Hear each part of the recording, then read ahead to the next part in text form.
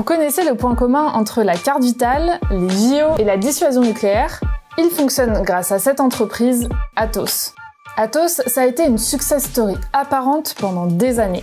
Ce groupe français a employé jusqu'à 120 000 personnes, il a dégagé plus de 10 milliards d'euros de chiffre d'affaires et il s'est étendu dans le monde entier. Son domaine d'expertise, c'est pas très sexy, ce sont les services numériques. Atos, c'est typiquement le genre de boîte qu'on ne connaît pas forcément, mais dont les services sont indispensables. Sauf qu'Atos vit depuis 5 ans une descente aux enfers. Étranglée par plus de 5 milliards d'euros de dettes, l'entreprise a failli mourir plusieurs fois. En résumé, Atos a été le plus grand fiasco de la tech française. Alors pour comprendre comment le groupe a enchaîné bug sur bug, avec ma collègue Joséphine Beaune, on a épluché beaucoup de documents. On a aussi passé pas mal de temps à rencontrer des acteurs de cette histoire. Dans ce premier épisode, on revient sur l'âge d'or d'Atos et sa chute brutale en 2021 après une décennie de stabilité.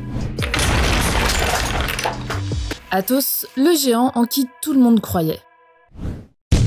Présenter Atos, ce n'est simple pour personne, même quand on est en haut de la chaîne. Atos est un groupe basé en... Enfin, non, je ne vais pas faire comme ça. Donc Atos est un groupe français, et notre métier, c'est la transformation digitale de nos grands clients, et puis ensuite l'opérationnalité de ces applications. Je vais recommencer, c'est pas terrible. Qu'est-ce que vous diriez? Plus simple. Ouais, peut-être plus simple, comme si vous expliquiez à vos enfants. Ah, oula. Bon, en plus simple, Atos est ce qu'on appelle une entreprise de services du numérique, ou ESN.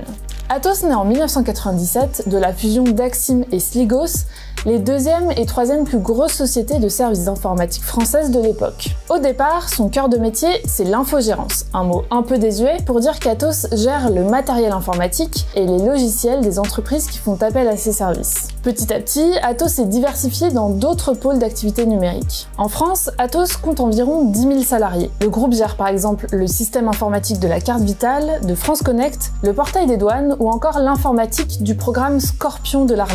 Mais notre histoire commence fin 2008. Ça fait plusieurs années qu'Atos se porte assez bien, sauf que pendant la crise financière, l'action Atos touche un point bas à 15,70 €. C'est à ce moment-là que Thierry Breton est appelé à la tête du groupe. Avec lui, Atos va changer de dimension.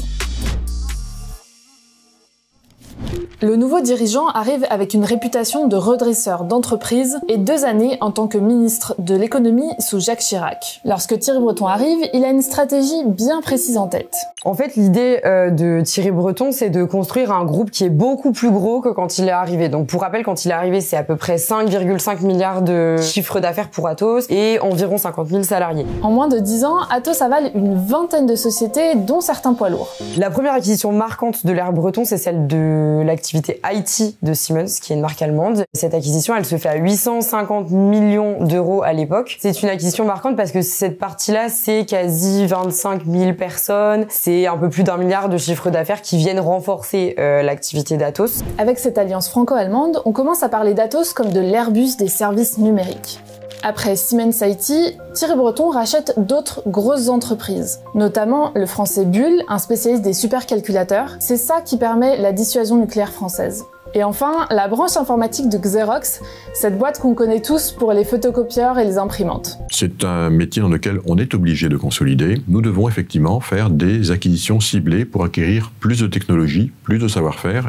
Atos entre alors dans le top 5 des plus grandes entreprises de services du numérique mondial. Elle dépasse même son rival français Capgemini. L'idée derrière ça de Thierry Breton, c'est aussi d'atteindre cette taille critique qui fait qu'on peut avoir des marchés différents, s'adresser à des clients différents, par exemple des États, des grands comptes, pour des contrats de plusieurs années et parfois à plusieurs milliards. En 8 ans, Atos double de taille, à la fois en termes de chiffre d'affaires et de salariés. Tout va bien pour le groupe français. La consécration arrive le 20 mars 2017, Atos entre au CAC 40. Quelques mois plus tard, en octobre 2017, la capitalisation boursière d'Atos atteint un pic historique à 14 milliards d'euros. Thierry Breton entre alors dans le top 100 des PDG les plus performants du monde établi par la Harvard Business Review. Mais vers la fin de son mandat, sa stratégie commence à montrer quelques limites. Pendant les années Breton, la croissance d'Atos est surtout portée par ses rachats. Ils permettent au groupe de s'imposer dans un marché de plus en plus concentré et de doubler sa marge opérationnelle, c'est-à-dire la rentabilité de son activité. Un des ingrédients du succès, c'est que Thierry Breton, qui a refusé de répondre à nos questions, met un point d'honneur à faire ces acquisitions sans dette et sans diluer les actionnaires. Ça veut donc dire que les acquisitions ont été financées par nous-mêmes. Pourtant, il déroge à sa règle pour une ultime acquisition, Syntel.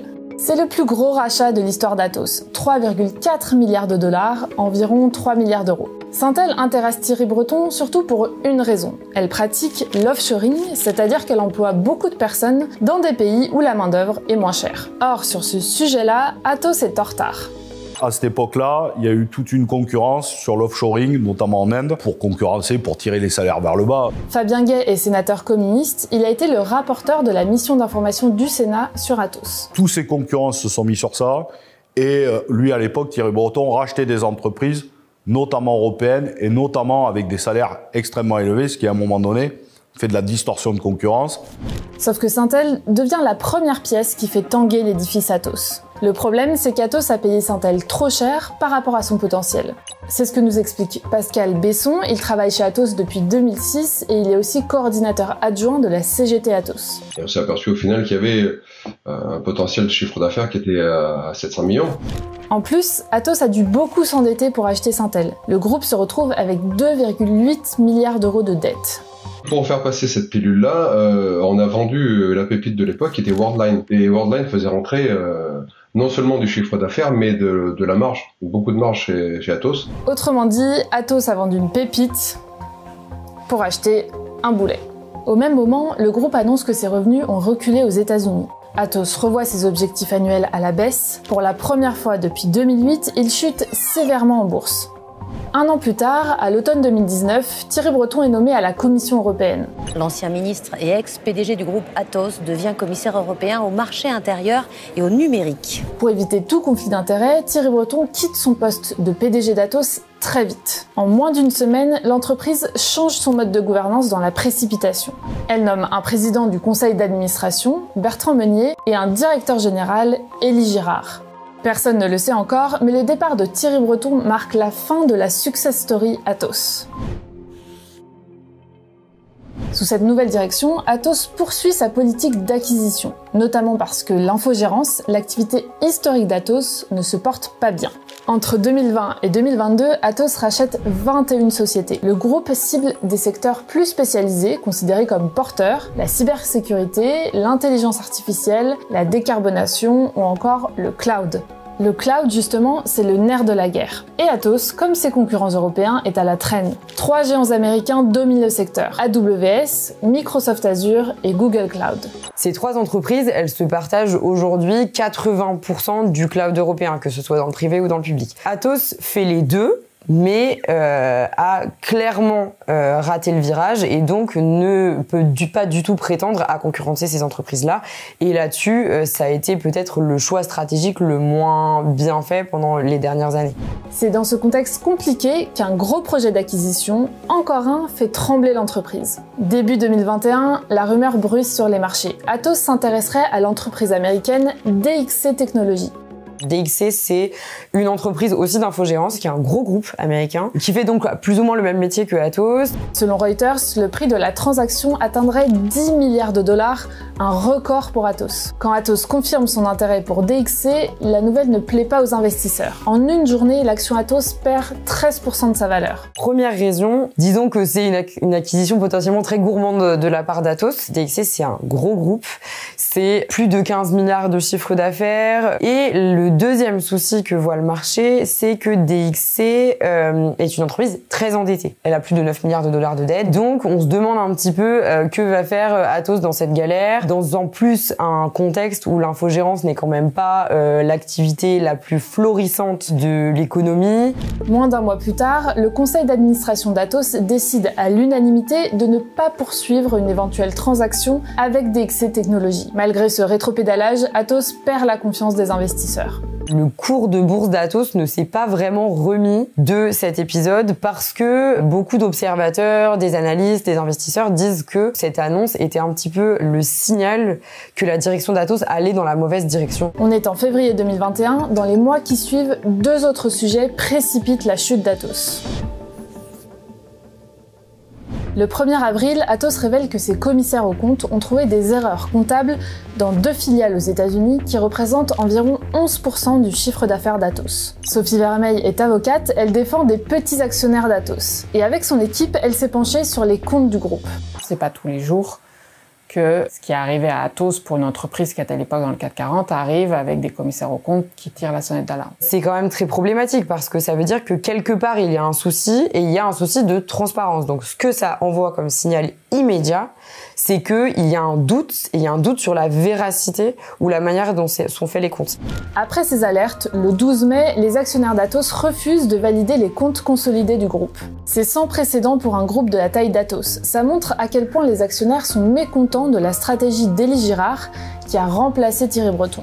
Parce qu'en plus des problèmes comptables, le business d'Atos ne parvient pas à se relever du Covid. À 2 reprises, le groupe publie un avertissement sur ses résultats de l'exercice 2021. Ça veut dire qu'il annonce que ses résultats pour 2021 seront moins bons que prévu. La sanction finit par tomber le 17 septembre 2021, Atos sort du CAC 40. Un mois plus tard, Élie Girard est éjecté du poste de directeur général. La capitalisation boursière d'Atos a été divisée par 2 depuis son plus haut à l'automne 2017. En face, son concurrent historique Capgemini s'est envolé. Il vaut 37 milliards d'euros en bourse. Une nouvelle phase s'ouvre pour Atos, celle du sauvetage, et malgré de nombreuses tentatives, rien ne se passe comme prévu. Merci d'avoir regardé ce premier épisode de notre business drama sur Atos. Le 2e épisode est déjà disponible gratuitement sur le site des Échos, je vous mets le lien en description. Et sinon, je vous donne rendez-vous ici dans une semaine pour la suite de l'histoire d'Atos. Et en attendant, moi je vais continuer à jouer au Jenga.